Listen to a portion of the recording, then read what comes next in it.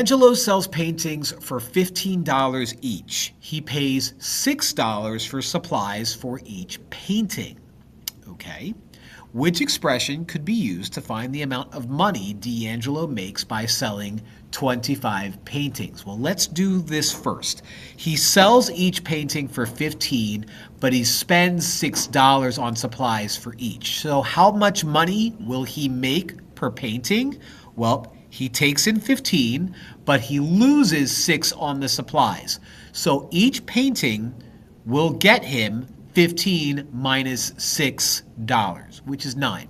That's okay. We don't need to know that. We just know that. Now, he wants to find out how much money he'll make if he sells 25 of them. So let's throw these in a group.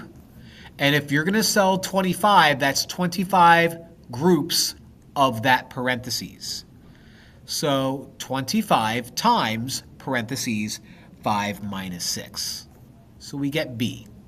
And like I said, we could use PEMDAS, order of operations, to figure out that this is 9 and 25 times 9. We don't need to do that, but you could if you want.